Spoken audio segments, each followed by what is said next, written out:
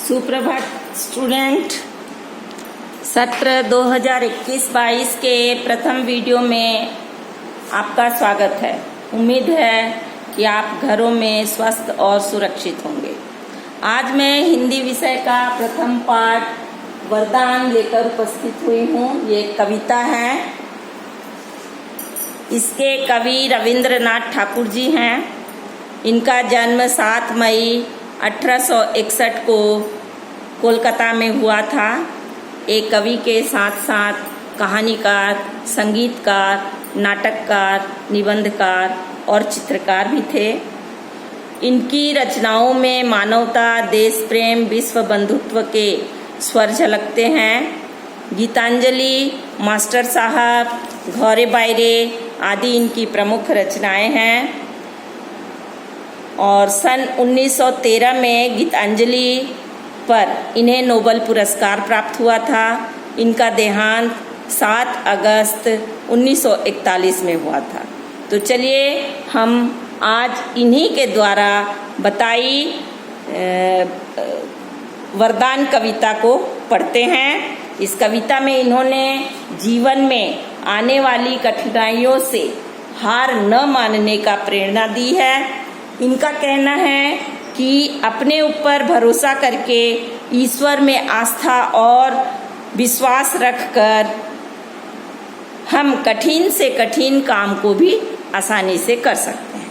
तो चलिए पहले मैं पुस्तक पढ़ती हूँ और फिर मैं इन्हें इसके अंदर आए शब्दार्थ को समझाऊंगी और उसके बाद आपको ये समझाऊंगी, मतलब भावार्थ। ठीक है, तो पहले चलिए पुस्तक खोलिए।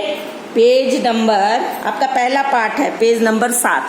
देखिए ये है पुस्तक का पेज 7 वरदान। ठीक है, मैं 1 और 2 को आज पढ़ाऊंगी। ठीक है, 1 और 2 को। तो पहला है, प्रभु विपत्तियों से रक्षा करो, प्रभु विपत्तियों से रक्षा करो। यह प्रार्थना लेकर मैं तेरे द्वार नहीं आया, विपत्तियों से भयभीत ना होऊं, यही वरदान दे। ठीक है, तो इसमें इन छंद में, छंद यानी स्टेंजा, इन छंद में कवि कहते हैं कि हे भगवान, मैं आपके द्वार पर यह मांगने नहीं आया कि मुझे मेरे ऊपर आए जो कष्ट हैं, विपत्ति हैं, इससे आप मेरी रक्षा करो। मैं तो यह आशीर्वाद मांगने आया हूँ प्रभु कि आप मुझे इतनी शक्ति दो, इतनी ताकत दो कि मैं इन कष्टों को पार कर सकूं, इससे बिल्कुल ना डरूं और डट कर सामना करूं। ठीक है, तो ये पहला स्टैंजा में हमको 2 शब्दार्थ मिले हैं।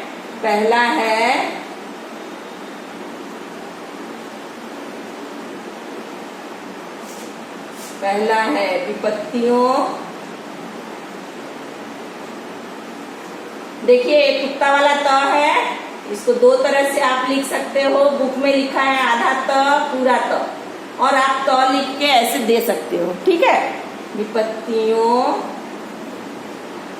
यानी कष्टों, और दूसरा है भयभीत।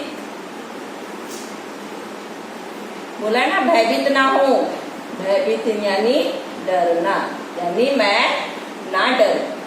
ठीक है, ये 2 है। ठीक, अब मैं इसको समझा दी। दूसरा वाला मैं पढ़ती हूँ, आप देखिए। ठीक है, दूसरा वाला मैं पढ़ रही हूँ कि अपने दुख से व्यथित चित्त, अपने दुख से व्यथित चित्त को सांत्वना देने की भिक्षा नहीं मांगता, दुखों पर विजय पाऊं, यही आशीर्वाद दे, यही प्रार्थना है। कितना अच्छा चीज मांगे हैं।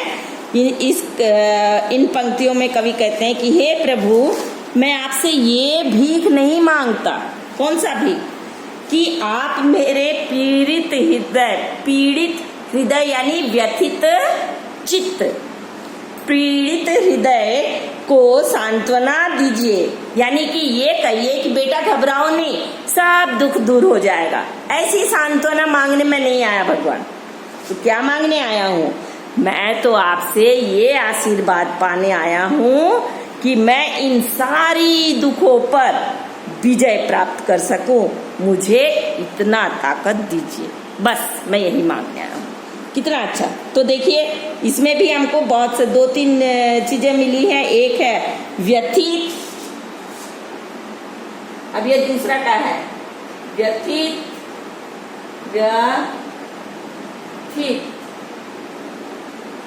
और चौथा है चित्त। व्यथित यानी दुखी या परेशान, और चित्त यानी मन यानी हृदय।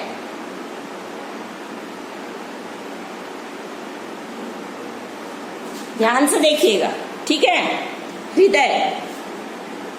और इसमें विजय पाऊं, विजय यानी जीत जाऊं, विजय पाना यानी जीत जाना। विजय, विजय पाना, पाऊं माने पाना,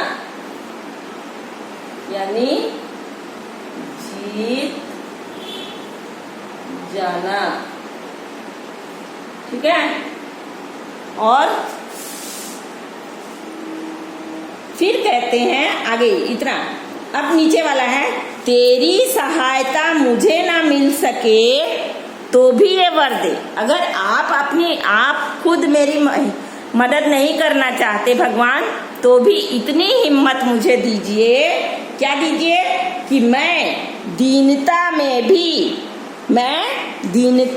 भी अवश्य न बनूं, मैं दीनता में भी अवश्य न बनूं। यानी कि प्रभु यदि इस विकट परिस्थिति में आपकी सहायता मुझे न मिले, तो भी आप मुझे इतनी शक्ति दीजिए कि मैं बेचारा होकर भी, लाचार होकर भी अपनी आस्था आपके प्रति ना खाऊं। माने मैं ये ना कहूं कि भगवान कुछ नहीं करता है, भगवान सब करता है, ये उसी की मर्जी से हो रहा है। तो मैं इतना शक्तिहीन और कमजोर ना बनूं कि मैं आपके प्रति अपना आस्था खो दूं। इसीलिए प्रभु हर परिस्थिति में आप मुझ में विश्वास रखने का ताकत बनाए रखिए, ठीक है? ये दूसरे में वो मांगते हैं। तो हम देखें कि क्या क्या है। दीनता यानी बेचारा, एक तो आ रहा है दीनता, दीनता यानी बेचारापन, लाचार, मजबूर, लाचार या बेचारा,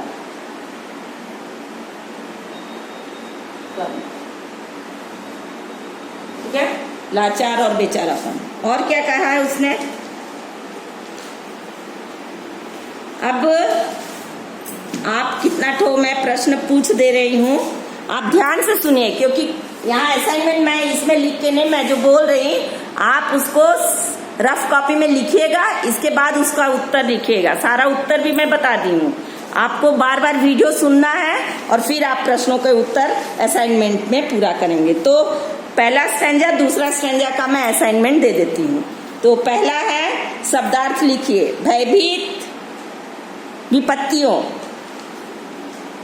व्यथित सांत्वना, विजय पाना, दीनता, अवश्य। ये जितने शब्द बोली अभी, उसके शब्दार्थ आप लिखेंगे। दूसरा, प्रश्नों के उत्तर दीजिए। पहला प्रश्न, वरदान कविता के कवि कौन थे? कौन है इस कविता के कवि?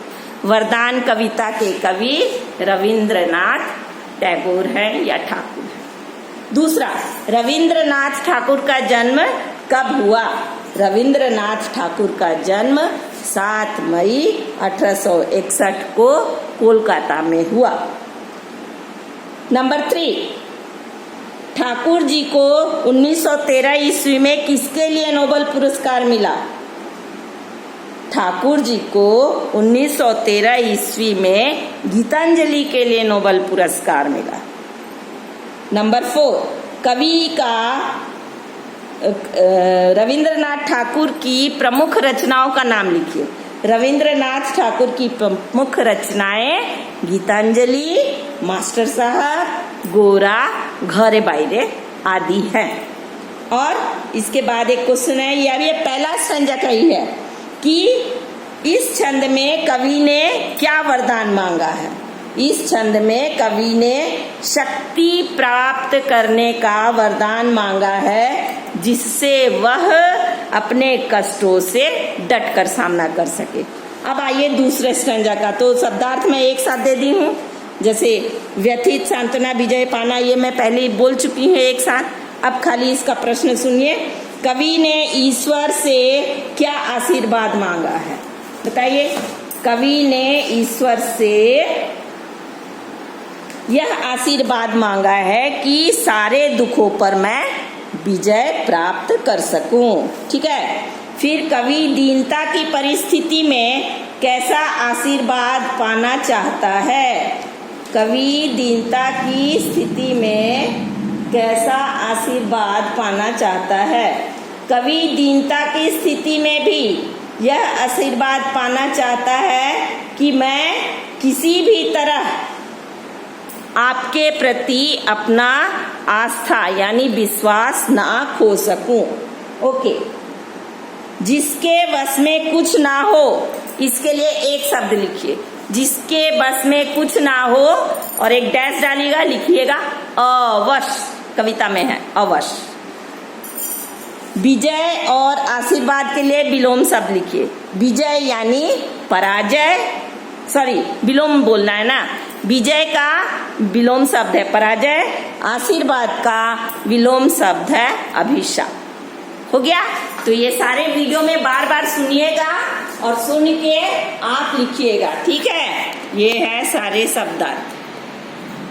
ओके। अब अगला स्टैंजा मैं नेक्स्ट वीडियो में दूंगी। तब तक के लिए धन्यवाद।